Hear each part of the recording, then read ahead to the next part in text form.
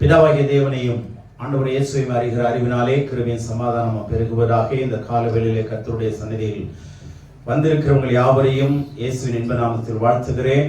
கேட்கப் போகிற செய்தியை கவனமாய் கேளுங்கள். இந்த செய்தி உங்களுக்கு பிரயோஜனமாயிருக்கும். ஏன்னா வருட கடைசியிலே நம்மை நாமே ஆராய்ந்து கர்த்தருடைய பிரசன்னத்திலே நெருங்குவதற்கு அது உதவியாயிருக்கும். இந்த செய்தியை கேட்க இருக்கிற ஆன்லைன் மூலமாய் இருக்கிற தேவனுடைய பிள்ளைகள் யாவரையும் அவருடைய குடும்பத்தையும் கர்த்தர் தாமே ஆசீர்வதிப்பாராக. என்ற செய்தியின் தலைப்பாக எக்ஸாமைன் யுவர்செல்ஃப், உங்களை நீங்களே சோதித்து பாருங்கள். எக்ஸாமைன் யுவர்செல்ஃப், உங்களை நீங்களே சோதித்து அறியுங்கள். அதற்கு ஆதாரமாக 2 கொரிந்தியர் நிருபம் 13ஆம் அதிகாரம் 5ஆம் வசனத்தை வாசி. நீங்கள் விசுவாசம் உள்ளவர்களோ என்று உங்களை நீங்களே சோதித்து அறியுங்கள். உங்களை நீங்களே பரீட்சித்து பாருங்கள். இயேசு கிறிஸ்து உங்களுக்குள் இருக்கிறாரோ என்று உங்களை நீங்களே அறியீர்களா? நீங்கள் பரீட்சைக்கு நில்லாதவர்களா இருந்தால் அறியீர்கள். இந்த வசனத்தை நல்லா கவனிச்சு உள்ளே நாம் கிரகிக்கும் பொழுது இதுல ஆலோசனை கொடுக்கிறாரே, இங்கே தீர்ப்பும் கொடுக்கிறார். நீங்கள் விசுவாசம் உள்ளவர்களோ என்று உங்களை நீங்களே சோதித்து அறியுங்கள். Examine yourself whether you have faith or not. விசுவாசம் உள்ளவர்களோ இல்லையோ என்பதை நீங்களே உங்களை சோதித்து அறியுங்கள். கிறிஸ்தவர்களா இல்லையான்னு கேட்கல, விசுவாசியா இல்லையான்னு கேட்கல, தெளிவா கேட்கிறார். நீங்க கடவுளுடைய பிள்ளையா இருந்தா விசுவாசம் உங்களுக்கு இருக்கா? விசுவாசத்தை 2 வகையா பிரிக்கலாம். ஒன்று மனுஷிக விசுவாசம், இன்னொன்று தெய்வீக விசுவாசம். Man kind of faith and God kind of faith. அப்போ மனுஷிக விசுவாசம் என்பது பார்த்த பிறகு நம்புறது, ஏற்றுக்கொள்றது, ஒத்துக்கிறது, ஏத்துக்கிறது. ஆனால் தெய்வீக விசுவாசம் என்பது கடவுள் ஒன்றை சொல்வாரானால் அப்படியே ஏற்றுக்கொள்வது. நான் இல்ல பார்த்துதான் ஏத்துக்குவேன், உணர்ந்துதான் ஏத்துக்குவேன், நான் தொட்டுதான் நான் ஏத்துக்குவேன் அல்லது ஒத்துக்கொள்வேன், அனுபவிச்சுதான் நான் அதை சரின்னு ஒத்துக்குவேன் அப்படிங்கிறது இல்லாம ஆண்டவர் எதை சொல்லுகிறாரோ அதை அப்படியே ஏற்றுக்கொள்வது. செகண்ட் தாட் இல்லாம, அதுக்கு பேர் இம்ப்ளிசிட் ஃபெய்த்னு சொல்றது. உடனடியா ஏற்றுக்கொள்ளுது. அதனாலதான் பவுல் சொல்றாரு, நாம் தரிசித்து நடவாமல் விசுவாசித்து நடக்கிறோம். தரிசித்து நடவாமல் என்ன அர்த்தம்னா, பார்த்து நாங்க கிறிஸ்தவ வாழ்க்கையை நடத்துகிறோம் அல்ல, பார்த்து பிற்பாடுதான் நம்புறது இல்லை. ஆண்டவர் சொன்னாவே ஏத்துக்கும்.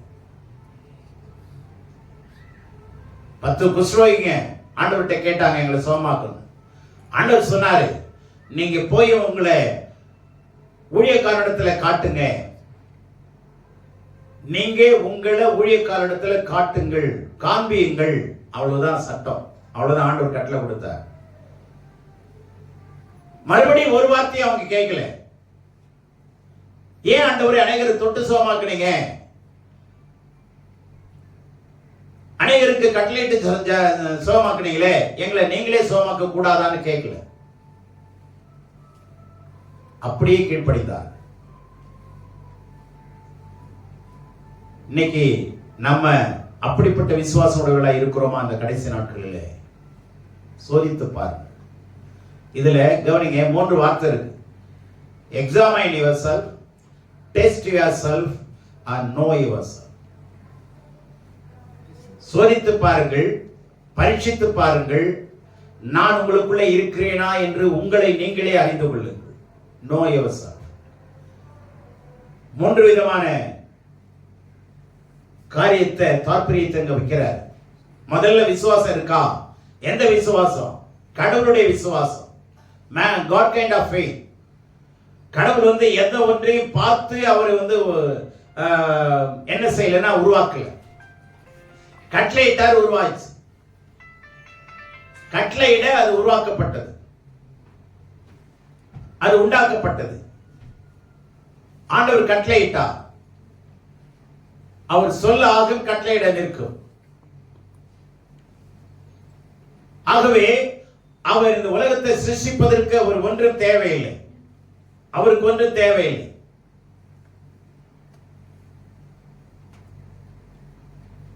ஆகவே அவர் வார்த்தையிலே ஜீவன் இருக்கிறது, அவர் வார்த்தையிலே வல்லமை இருக்கிறது, அவருடைய வார்த்தையிலே அதாவது உயிர்ப்பிக்கிற ஜீவன் இருக்கிறது. அப்படியே ஏற்றுக்கொள்ளுங்க. அந்த விசுவாசம் உங்களுக்குள்ள இருக்கா இல்லையா? இந்த ஆண்டு முடிய போகுது.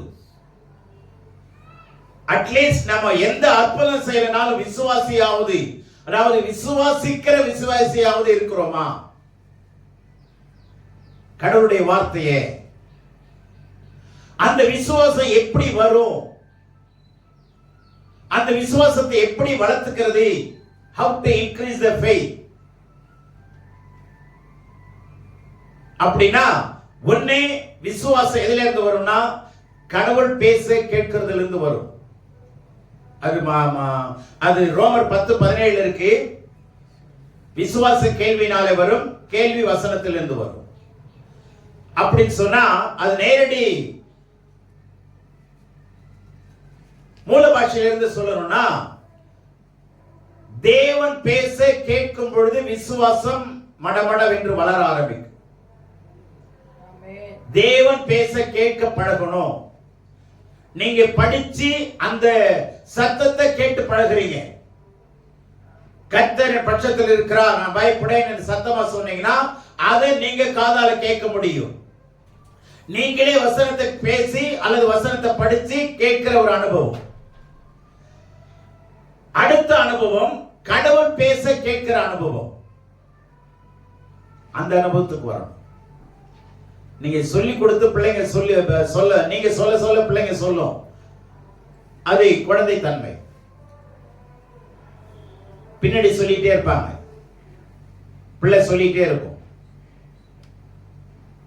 அப்புறம் கொஞ்ச காலம் கழிச்சு அதுவே பேச ஆரம்பிக்கும். அப்ப கேட்கும் போது நமக்கு ரொம்ப இன்பமா இருக்கும். அதுதான் ஆண்டவர் எதிர்பார்க்கிறார். வசனத்தை படிச்சு நீங்க கேளுங்க. ஒண்ணு. ரெண்டாவது, கர்த்தர் பேச கேளு. கர்த்தரோடு பேசி பழகிறவங்க தான் கர்த்தர் பேசி கேட்க முடியும். ஆண்டவர் பேச கேட்க முடியும். அந்த அனுபவத்துக்கு வாங்க. ஆழங்கள் போக போக தான் உங்களுக்கு அற்புதங்கள் உங்களுக்கு காண்பீர்கள். அற்புதங்களை காண முடியும். ஆழத்திலே நம்முடைய அதிசயங்களை காண்கிறோம். வெறும் எழுத்துல மாத்திரம் நம்முடைய வாழ்க்கை வச்சிருக்க கூடாது. மறைய வசனம் என்ன சொல்லுது? எடுத்துக்கொள்ளும், ஆவியோ உயிர்ப்பிக்கும். வெறும் எழுத்தோட மாத்திரம் இருக்காதீங்க. அந்த எழுத்தை ஆவியா கன்வெர்ட் பண்ணுங்க. எழுத்து ஆவியா கன்வெர்ட் பண்ணுங்க. அல்லது ஆவியானவர் பேசுறதை கேளுங்க. விசுவாசம் இருக்கா இல்லையாங்கிறது உறுதிப்படுத்துங்க. ஒரு காரியத்துக்காக ஜெபிக்கிறோம், கட்டளையிடுறோம், அது நடக்குதா பாருங்க. அப்போஸ்தலர் கேக்குறாங்க, ஆண்டவரே இன்கிரீஸ் அவர் ஃபெய்த், எங்க விசுவாசத்தை வர்த்திக்க பண்ணும் ஆண்டவரே. ஆண்டவருக்கு பதில் சொல்ல வேற மாதிரி பதில் சொன்னார். சரி, உங்களோட விசுவாசத்தை நான் வர்த்திக்க பண்றேன் அப்படின்னு சொல்லல. நல்லா கவனிங்க. நேரடியா இந்த விசுவாசத்தை வளர்த்துக்க முடியாது நீங்க நினைக்கிற மாதிரி. கடவுளுடைய கட்டளைகளுக்கும் கடவுளுடைய வசனங்களுக்கும் கீழ்ப்படிந்தால் மாத்திரமே விசுவாசம் வளரும். கீழ்ப்படியணும், கட்டளையிட கத்துக்கணும். கீழ்ப்படிங்க, கட்டளையிட கத்துக்கணும். Be submissive. Learn to command. கட்டளையிட கற்றுக்கொள்ளு. உங்க பிரச்சனைகளை மேற்கொள்ள, சுபாவத்தை மாற்றிக்கொள்ள. கடவுளுடைய வார்த்தை தாங்க பேஸ்மெண்ட். கடவுளுடைய வார்த்தை தான் ரொம்ப முக்கியம். விசுவாசிகளா இருக்கிறோமா? விசுவாசிகளா இருக்கிறோமா என்ன அர்த்தம்னா, அதுல நான் கிராமட்டிக்கலா சொல்லணும் அப்படின்னா, பெயர்ச்சொல் வினைச்சொல்னா ரெண்டு வார்த்தை நம்ம படிச்சிருக்கிறோம். பெயர்ச்சொல்னா பெயர்களை குறிக்கிறது, வினைச்சொல்னா கிரியைகளை குறிக்கிறது, ஆக்ஷன்ஸ். இந்த பெயர்ச்சொல் என்பது எதுன்னா, ஃபெய்த்ங்கிறது பெயர்ச்சொல். ஃபெய்த் விசுவாசம் என்பது பெயர்ச்சொல். ஆனா பிலீவிங் அப்படின்னு சொன்னா வினைச்சொல். அதுல என்ன இருக்கு? வினைச்சொல்னாவே அர்த்தம் என்ன? கிரியைகள் இருக்கிறது, ஆக்ஷன் இருக்கணும். அப்போ பெயர்ச்சொல்லுக்குள்ள ஆக்ஷனை நீங்க கொண்டு போகும்போது அது பிலீவிங்கா மாறும். நான் விசுவாசிக்கிறேன் அர்த்தம் என்னன்னா, நான் செயல்படுகிறேன் அர்த்தம். விசுவாசிக்கிறேன்னா செயல்படுகிறேன். தேவனுடைய பிள்ளைகள், ஒரு பொருளை தூக்க முடியல, உடனே யோசிக்கிறோம். ஒரு நெம்புகோல் தத்துவத்தை யூஸ் பண்றோம், லிவரேஜ் கொடுக்கிறோம்.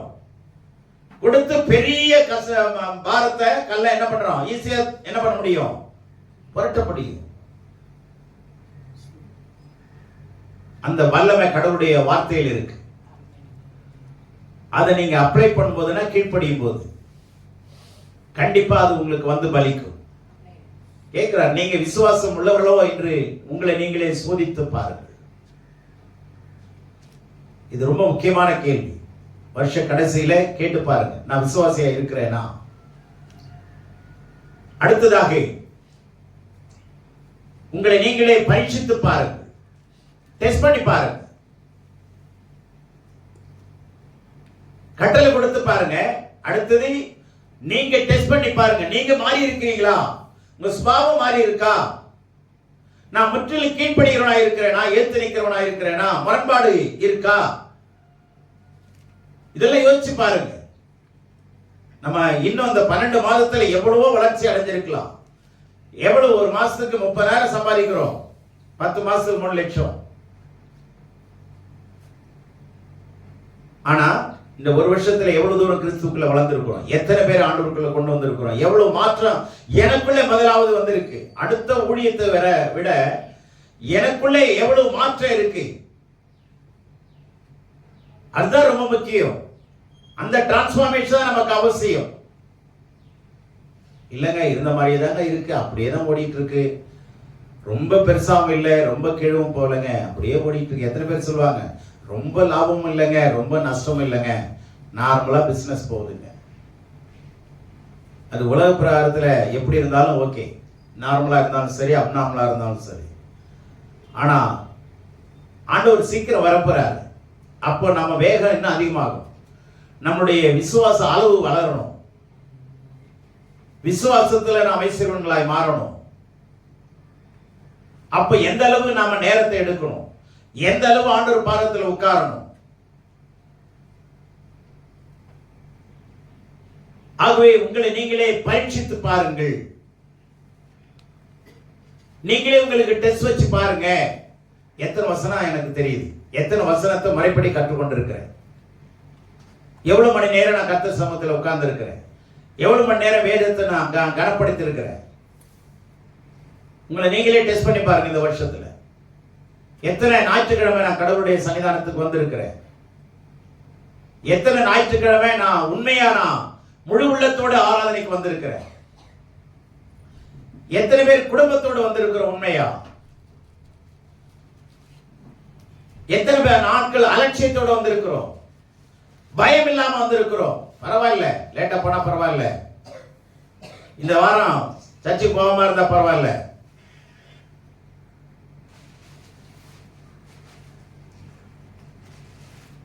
அப்ப எப்படி விசுவாசம் வளரும் சிந்திச்சு பாருங்க.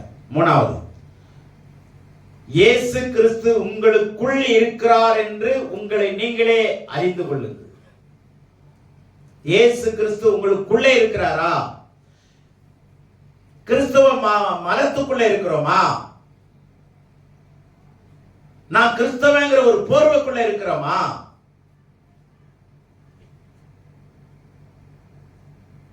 உண்மையிலேயே கிறிஸ்து எனக்குள்ள இருக்கிறாரா? கொஞ்சம் சிந்திச்சு பாருங்க. Test yourself, know yourself. உங்களை நீங்களே அறிஞ்சு பாருங்க.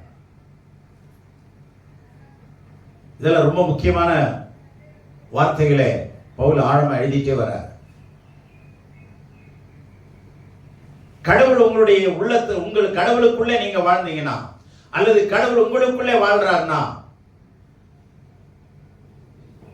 நாம என்ன செய்திருக்கிறோம்?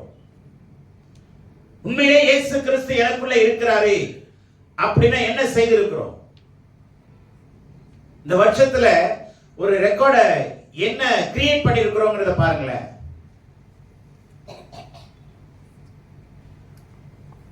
எத்தனை ரெக்கார்ட பிரேக் பண்ணிருக்கிறோம்?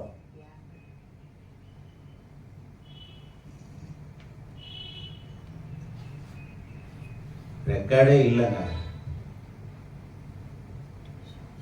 எந்த பத்திரமும் எனக்கு இல்லைங்க. ஆனா எனக்கு 4 வீடு இருக்குன்னு வச்சுங்களேன். எனக்கு பத்திரம் இல்லை, அதுக்கான எந்த விதமான வரி ரசீதியும் இல்லை, பட்டா இல்லை, சிட்டா இல்லை, அடங்கல் இல்லை, ஒண்ணுமே இல்லைங்க. ஆனா 4 வீடு வச்சிருக்கிறேன்னா யாராவது மதிப்பானா? இல்ல அதை விற்கிற முடியுமா? சொல்லுங்க, விற்கிற முடியுமா? ஒண்ணு கூட ஒரு மாற்றமா என்ன பண்ண முடியாது, முடியாது. அப்படிதான் நம்ம இருக்கிறோம். அப்படின்னா நம்ம எந்த அளவுக்கு பின்தங்கி இருக்கிறோம், அல்லது எந்த அளவுக்கு நம்ம முன்னேற வேண்டும்ங்கிறத சிந்திச்சு பாருங்க. கடைசி வார்த்தை ரொம்ப முக்கியமான வார்த்தை, அது மாத்தி எழுதியிருக்கிறார். இஃப் நாட், நீங்கள் பரீட்சைக்கு இல்லாதவர்களா இருந்தா, உங்களை பத்தியும் தெரியல. இப்ப என்ன பத்தி கடவுள் என்ன சொல்றாரு? ஒவ்வொருத்தரை பத்தியும் நீங்கள் பூமிக்கு உப்பாய் இருக்கிறீர்கள் சொல்றாரா இல்லையா? நீங்கள் உலகத்துக்கு வெளிச்சமாய் இருக்கிறீர்கள் சொல்றாரா இல்லையா? அப்போ நல்லா கவனிங்க, நான் யாரா இருக்கணும்? பூமிக்கு சாரமுள்ளவளாய் இருக்கணும். அப்படின்னா ஜனங்களுக்குள்ளே சாரம் இருக்கணும், கிறிஸ்துவின் சாரம் இருக்கணும், கிறிஸ்துவுடைய மனசுல இருந்த ஈரம் இருக்கணும், கிறிஸ்துவுடைய இதயத்தில் இருந்த பாரம் இருக்கணும்.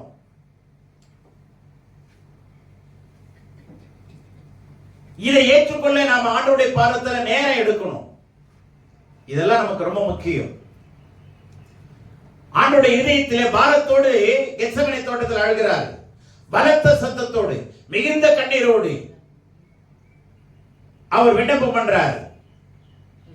வந்து பார்த்தா சீஷர்கள் 3 பேரும் அவருடைய கண்களிலே தூக்கம், மயக்கம், பாரமா இருந்தது அப்படின்னு ஆங்கிலத்தில் இருக்கு. Their eyes were very heavy, very heavy. கண்களிலே துக்க பாரம். ஆனால் ஆண்டவருடைய இருதயத்திலே சிலுவை பற்றிய பாரம், பிதாவினுடைய திட்டத்தை குறித்த பாரம், இருதயத்திலே பாரம். ஆனால் சீஷர்களுக்கு கண்களிலே பாரம். இஸ்ரவேல் ஜனங்களுக்கு இஸ்ரவேல் ஏத்தை விட்டு புறப்படும் போது என்னத்தை, சாப்பாட்டு மூட்டையை தூக்கி ஷோல்டர்ல பாரம். ஒவ்வொருத்தருக்கும் எங்கெங்க பாரம் இருக்கு பாருங்க. இஸ்ரவேல் ஜனங்களுக்கு தோள்களில் பாரம், சீஷர்களுக்கு கண்கள்ல பாரம், தூக்க மயக்கம் தாங்கல. திரும்பி வந்து பாக்குறாரு, தூங்கிட்டு. ஆண்டவர் எவ்வளவு வேதனைப்பட்டிருப்பாரு, எவ்வளவு கலங்கியிருப்பார். ஞாயிற்றுக்கிழமை ஒரு நாள் அது கூட ஒழுங்கா வர தெரியலன்னா நமக்கு பாரம் இருந்த என்ன பிரயோஜனம்? அல்லது கிறிஸ்துவுக்குள்ள இருக்கிறேன்னு சொல்லி என்ன பிரயோஜனம் சொல்லுங்க? கடவுளுடைய சன்னிதானத்தை அலட்சியம் பண்ணும் பொழுது ஆண்டவர் சொல்றாரு, என் பேரை நீ பிரஸ்தாபப்படுத்தினா உன் பேரை நான் பிதாவுக்கு முன்னாடி பிரஸ்தாபப்படுத்த. நல்ல கவனிங்க, நாம் எடுக்கிற ஒவ்வொரு ஸ்டெப்புக்கும் கலோரி நமக்கு தேவை. ஒரு நாளைக்கு ஒரு மனுஷனுக்கு எவ்வளவு கலோரி தேவை தெரியுமா? இயங்குவதற்கு, வேலை செய்வதற்கு ஒரு மனுஷனுக்கு தேவையான கலோரி எவ்வளவு? ஒரு நாளைக்கு குறைஞ்சது 2500 கலோரி தேவை.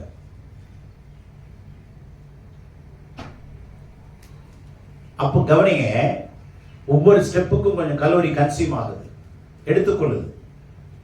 அப்புறம் வாழ்க்கையை நம்ம நடத்த முடியும், வேலைக்கு போக முடியும், வர முடியும், ஏற முடியும், இறங்க முடியும், படுக்க முடியும், ஏந்திரிக்க முடியும்.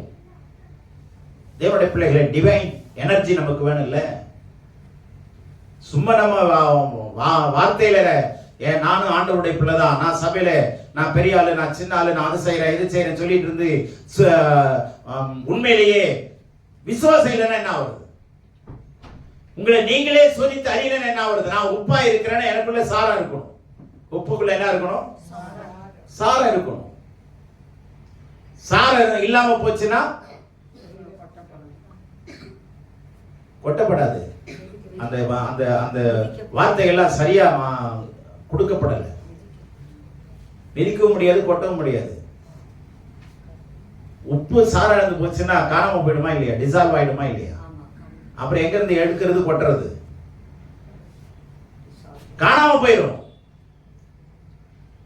தேவனுடைய பிள்ளைகளே, உப்புல சாரம் இருக்கணும். உடம்புல நமக்கு என்ன இருக்கணும்? ஈரம் இருக்கணும். ஆண்டவர் குறித்த அந்த அந்த உற்சாகம் இருக்கணும். தூக்கத்தை கூட நம்மளால எலிமினேட் பண்ண முடியல. தூக்கத்தை கூட நம்மளால ஜெயிக்க முடியலன்னா கிறிஸ்தவன்னு சொல்லிக்கிறதுக்கு அர்த்தமே இல்லை. மற்ற எல்லாத்துக்கும் நம்மளை நாமே டெஸ்ட் பண்ணி பார்க்கிறோம். இந்த எக்ஸாம் எழுதணும்னா எவ்வளவு மார்க் வரும்? நான் எழுதியிருக்கிற எக்ஸாம்ல எவ்வளவு மார்க் வரும்? அப்ராக்சிமேட்டா 50 வரும், கண்டிப்பா வரும், குறைஞ்சது வரும் சொல்றாங்க பிள்ளைங்க, எஸ்டிமேட் பண்றாங்க.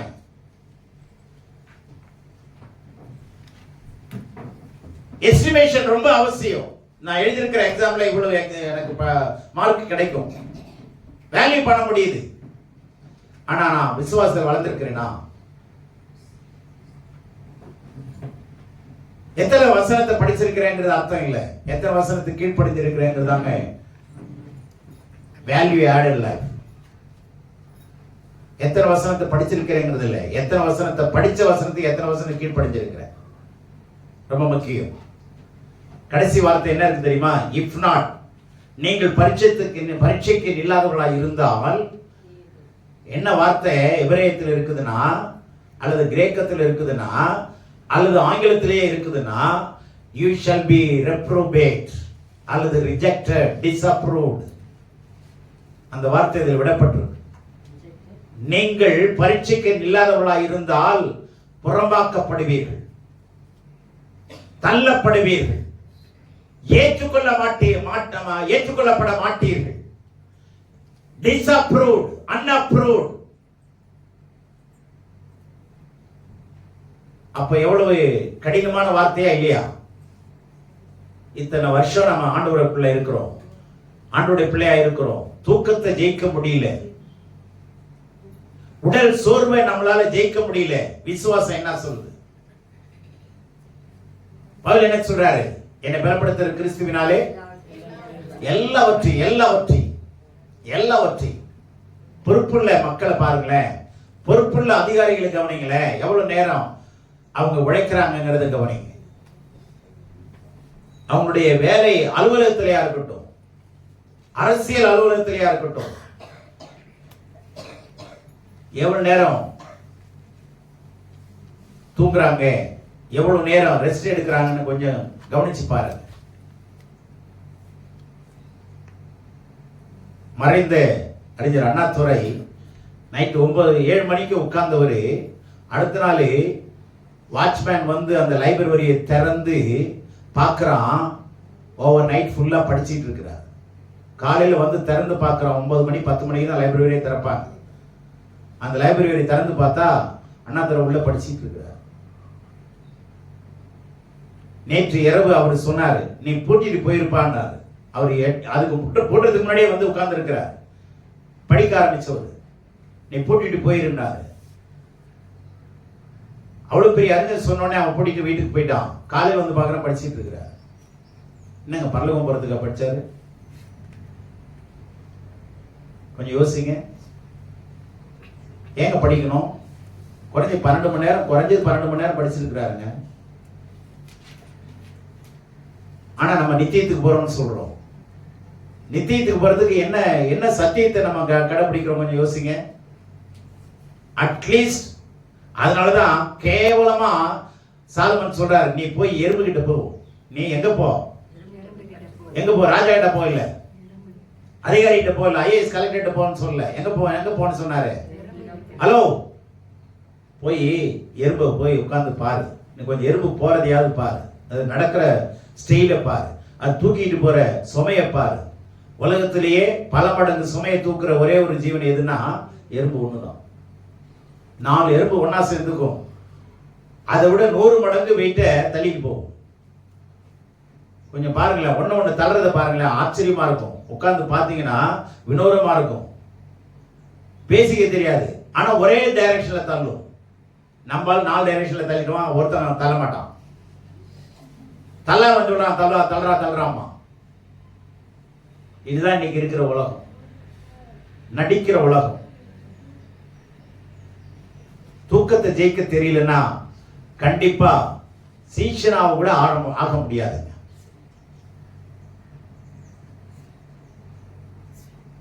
நீங்க எவ்வளவு படிக்கிறீங்க, எவ்வளவு நேரத்தை படிக்கிறதுக்கு எடுக்கிறீங்க, ஆனா ஆலயத்துக்கு வர்றது மாத்திரம் லெத்தார்ஜிக்கா வர்றது, போலாம், வெரி டேஞ்சரஸ். கடவுளுக்கு பிரியமா இருக்கும்னு நினைக்கிறீங்களா?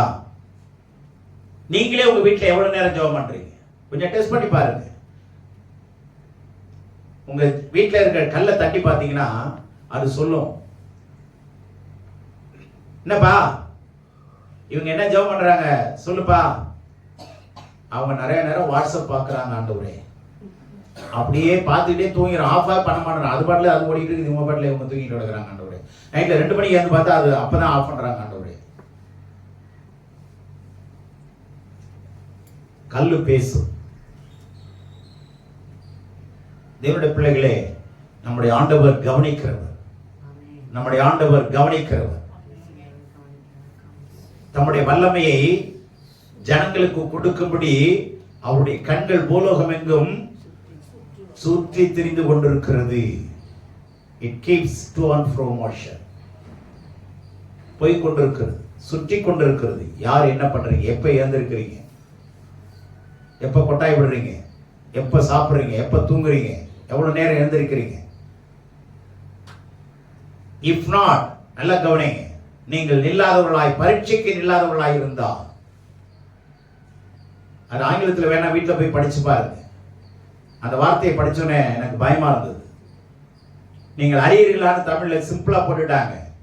you will be rejected. நீங்கள் தள்ளப்படுவீர்கள், ஒதுக்கப்படுவீர்கள், புறம்பாக்கப்படுவீர்கள். ஆனால் புறம்பாக்கப்பட்ட மனுஷன் இயேசு தேடி வந்தார். அவர்கள் அவனை புறம்பே தள்ளப்பட்டதை கண்டு இயேசு அவர்கள் புறம்பே தள்ளினார்கள். எல்லாரும் சேர்த்து தள்ளிட்டாங்க, அவனை பரிசேயர் தள்ளிட்டாங்க, சதுசேயர் தள்ளிட்டாங்க, அப்பா அவன் நீ பார்த்துக்கிடான்ட்டாங்க. யோவான் 9 இருக்கு. ஆண்டவர் சொல்றாரு அந்த வார்த்தை, புறம்பாக்கப்பட்டதை இயேசு கண்டு. கடவுளுடைய பிள்ளைகளை, கிறிஸ்துவ நிமித்தம் புறம்பாக்கப்படுறீங்களா, இல்ல கிறிஸ்துவ ராஜ்யத்திலிருந்தே வெளியே தள்ளப்படுறீங்களா?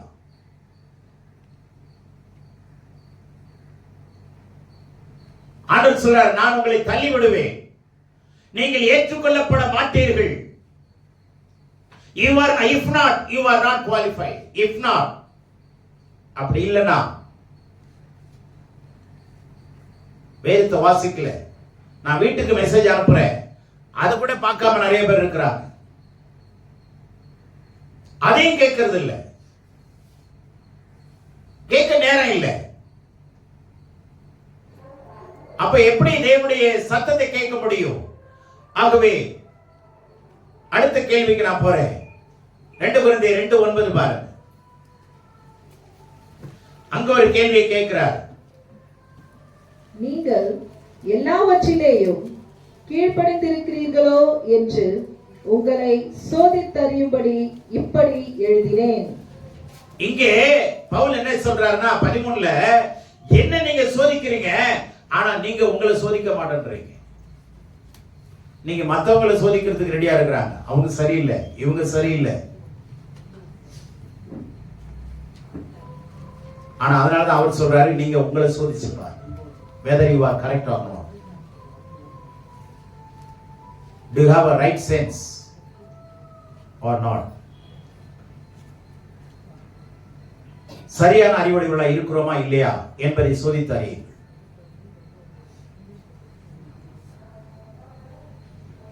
எனக்கு வந்த சம்பளமே 7 ரூபாய் தாங்க ஒரு நாளைக்கு.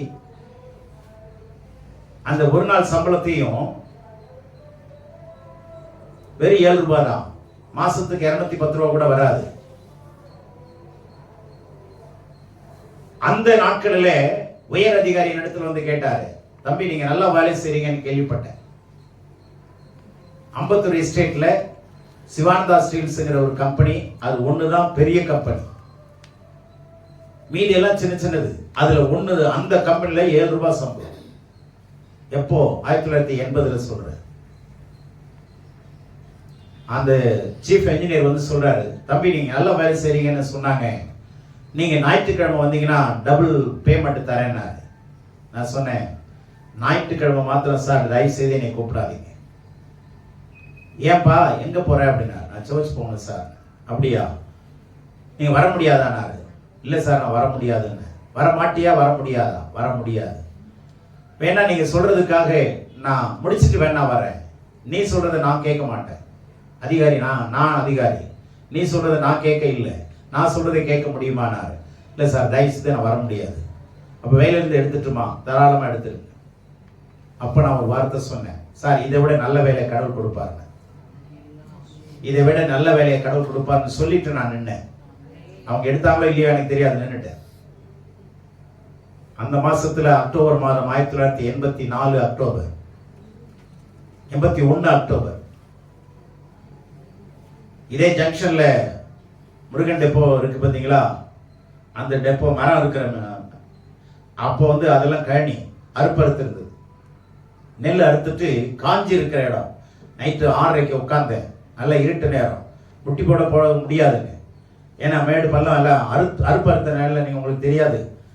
அதுல அவ்வளவு கரடு மரடா இருக்கும். அதுல முட்டி போட்டு ஜெபம் பண்ணேன், ஆண்டவரே நீங்க ஊழியத்துக்கு அழைக்கணும்னா முன்னேறத்துக்கு அழைச்சிருங்க, நான் வந்துடுறேன். வேலை கொடுக்கணும்னா இந்த மாசத்துல கொடுங்க, இல்லைன்னா நான் எங்க போவேன்னு எனக்கு தெரியாதுன்னு இப்படிதான் சொல்லி அழுது ஜெபம் பண்ணிட்டு வந்துட்டேன். அந்த மாசம் முடிகிறதுக்குள்ள ஆசியாவில 2வது பெரிய கம்பெனியில கடவுள் எனக்கு வேலை கொடுத்தார். ஆசிய கண்டத்துல 2வது பெரிய கம்பெனி. கடவுளுடைய பிள்ளைங்களே, கர்த்தருக்கென்று அர்ப்பணிக்கிறவள கர்த்தர் அற்பமாய் விடவே மாட்டார். அற்பமாய் விட்டதே இல்லை, விட்டதே இல்லை. அந்த நாளை நான் நினைச்சு பார்க்கிறேன். நான் எவ்வளவு கஷ்டத்துல அழுதுருப்பேங்கிறது உங்களுக்கு தெரியாது, எவ்வளவு அலைஞ்சிருப்பேங்கிறது உங்களுக்கு தெரியாது. 50 பைசா இல்லைங்க, 25 பைசா வச்சுட்டு இங்க இருந்து 20 கிலோமீட்டர் சைக்கிள்ல போய் இன்டர்வியூ அட்டென்ட் பண்ணிட்டு வந்தேன். பசி கொடுமை தாங்கல. ஒரே ஒரு டீ 10 பைசா, 5 பைசா பன்னு, இந்த 15 பைசாவை ஒரு டீ ஒரு பன்னு சாப்பிட்டு வந்த இடத்தை இன்னமும் நான் கிராஸ் பண்ணும்போது நான் மறக்க முடியாது. இந்த இடத்துல பசியில ஒரு டீ சாப்பிட முடியலங்க, ஒரு டீயும் பண்ணு வாங்கினேனே, இந்த இடத்தை கிராஸ் பண்ண இப்ப எப்படி போறேன், ஆண்டவரே எப்படி மாத்துனீங்க. இதெல்லாம் என்னால மறக்க முடியாது. நம்மை நாமே சோதித்தறியுங்கள். நாம எதுக்காக எத்தனை காரியத்தை இழந்திருக்கிறோம் ஆண்டவருக்காக சொல்லுங்க பார்க்கலாம். அந்த வேலையில நாட்கள் என்னுடைய சிறிய தகப்பனார் சித்தப்பா என்ன பண்ணாரு, வெஸ்டர்ன் கிராம்ப்டன்ல ஒர்க் பண்ணாரு, பெரிய கம்பெனி. அதுவும் அவர் சொன்னாரு, எபி என் கம்பெனில எனக்கு கூப்பிட்டு சொன்னாங்க, உங்களுடைய சார்பா யாராவது வேலைக்கு வைக்கணும்னா சொல்லுங்க, உடனே பர்மனன்ட் பண்ணிடுறேன், நாங்க எங்க அண்ணன் பையன் இருக்கிறான் அப்படின்னு சொன்னேன். வந்துரு 6 மணிக்கெல்லாம் 6:30 வந்துடுறேன். 6 மணிக்கெல்லாம் போயிட்டேன் வண்ணாரப்பேட்டைக்கு. அவருடைய ஜெனரல் செக்ரட்டரி வீட்டுக்கு அழைச்சிட்டு போறாரு. 6:30 வீட்டுக்கு போய் கதவை தட்டுறாரு. அவர் வந்தாரு. என்ன டேவிட்னாரு, எங்க சித்தப்பா பேர் டேவிட். வேலை விஷயமா சொன்னீங்களே, எங்க அண்ணன் பையன் அழைச்சிட்டு வந்திருக்கிறேன் சார்னாரு. என்ன டேவிட் உனக்கு தெரியாதானாரு. என்ன தெரியாதா, 15 நாளைக்கு முன்னாடி தானே அழைச்சிட்டு வர சொன்னேன், ஏன் இவ்வளவு நாள் கழிச்சு வந்த, அப்பாயின்மெண்ட் முடிஞ்சிருச்சுன்னாரு. அப்ப அவர்கிட்ட சொன்னேன், சார் பரவாயில்ல சார், கவலைப்படல, நீங்க கவலைப்படாதீங்க சார், எனக்கு நல்ல வேலையை கடவுள் கொடுப்பாருன்னு. ஆனா நடந்தது என்ன தெரியுமா? அவர் இருந்த கம்பெனியை 10 வருஷத்துக்குள்ளே மூடிட்டான். அவரு கஷ்டப்பட்டார். எனக்கு அங்க வாங்கி கொடுத்திருந்தாருன்னா நானும் அங்க இன்ன வரைக்கும் வேலை இல்லாம சுத்திட்டு இருந்திருப்பேன். நடுவுல விட்டா என்ன கதி ஆகும்? ரொம்ப கஷ்டப்பட்டார். கடவுள் பாருங்க, கடவுளுக்கென்று அர்ப்பணிக்கிறவர்களை கர்த்தர் நிச்சயமாய் அவர் ஆசீர்வதிக்க அவர் உண்மையுள்ளவராய் இருக்கிறார். அல்லேலூயா. உங்களை எல்லாவற்றிலேயும் நீங்கள் எல்லாவற்றிலேயும் கீழ்ப்படிந்திருக்கிறீர்களோ என்று உங்களை சோதித்தறியும்படி இப்படி எழுதுகிறேன். விசுவாசிகளா இருக்கிறீங்களா? அல்லது எல்லாவற்றிலையும் கீழ்ப்படுகிறீங்களா? அப்சல்யூட் ஒபீடியன்ஸ் இருக்கா?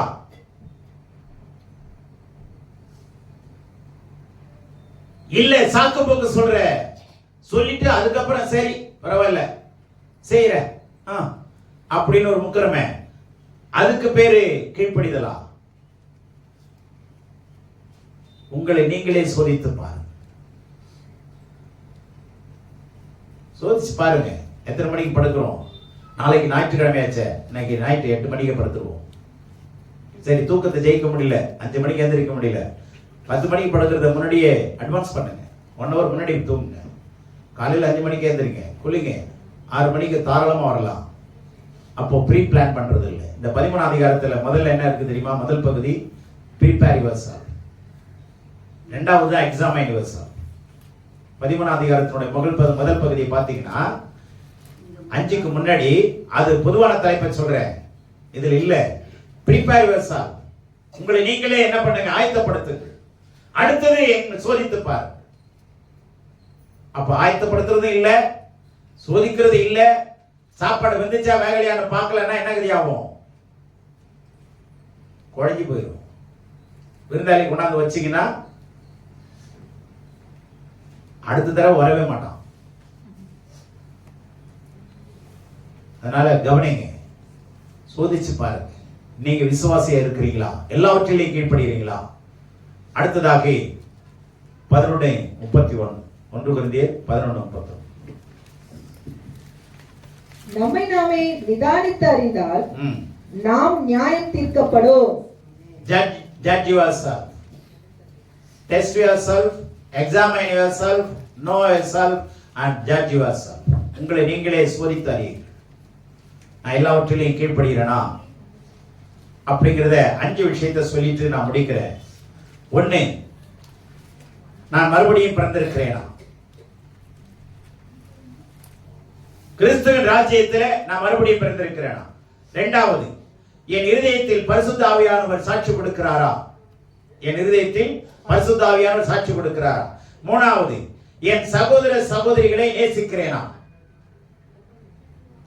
என் சகோதர சகோதரிகளை, என் குடும்பத்தாரை, சொந்த பந்தங்களை, நண்பர்களை நான் முழு மனதோடு நேசிக்கிறேனா?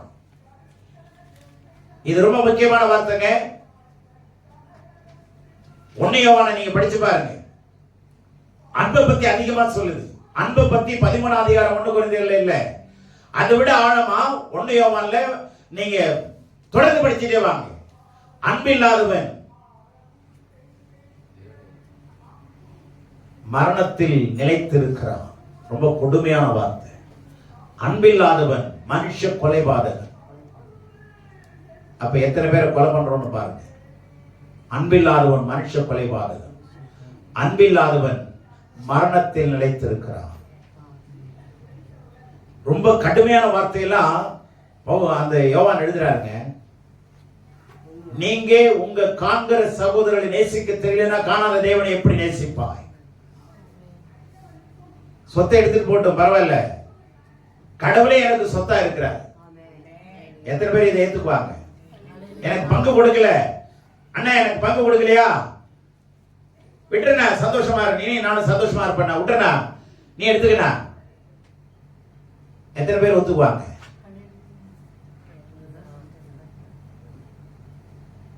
எத்தனை பேர் ஒத்துக்குவோம்? ஒத்துக்கிட்ட சந்தோஷமான விஷயம், வரவேற்க வேண்டிய விஷயம். ஆனா சொத்தே இல்ல அப்படின்னு தெரிஞ்சுக்கிட்டு எங்க அண்ணா எதை கொடுக்கலனாலும் பரவாயில்லன்னு சொல்லக்கூடாது.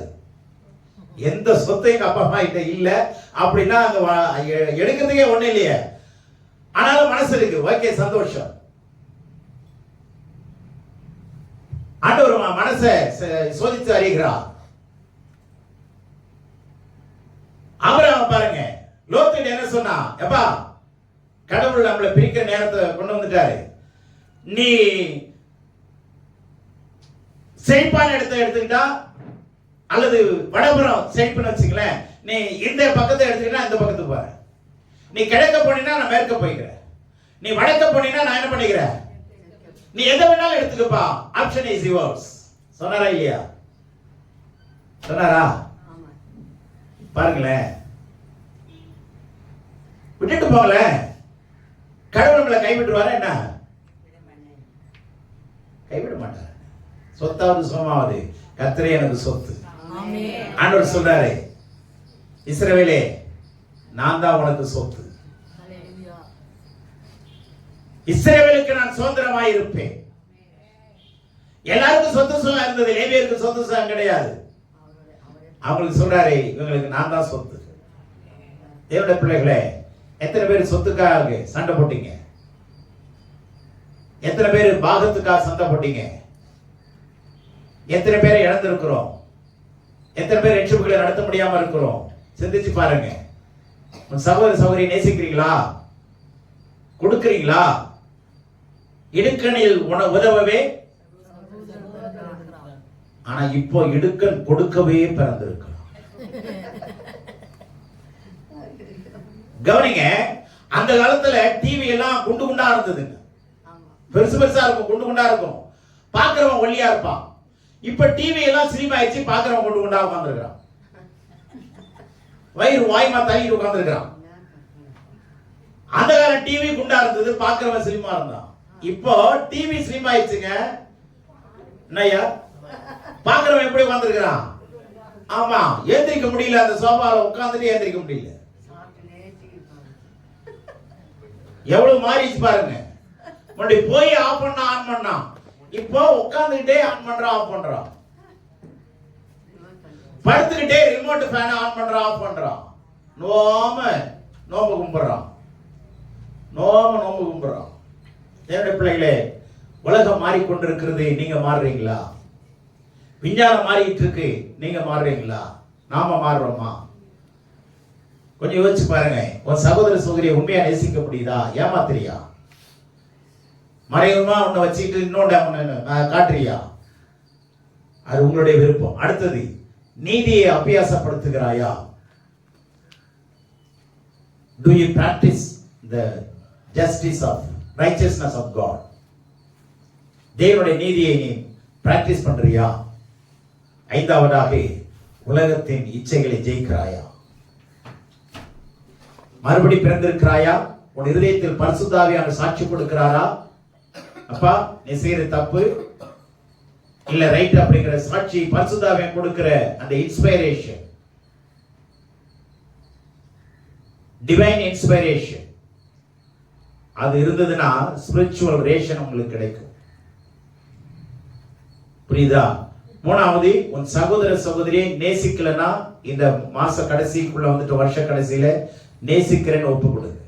அவங்க எது கொடுத்தாலும் கொடுக்கலனாலும் மறைச்சாலும் மறைக்கலனாலும் உண்மையா அன்பு கூற பாருங்க. உண்மையா ஆண்டவர் அன்பு கூர்ந்தது போல நாம அன்பு கூற பாருங்க. மனசுல விரோதம் கசப்பு வச்சுக்கிட்டு இருந்தோம்னா நாம சோதிச்சு பார்த்தீங்கன்னா கடைசியில 0 வந்து நிற்போம். ஆகவே அடுத்ததாக நீதியை அபியாசப்படுத்துகிறோமா? அடுத்ததாக உலகத்தை ஜெயித்திருக்கிறோம். இந்த கேள்வியில நீங்களே கேட்டுப்பாரு.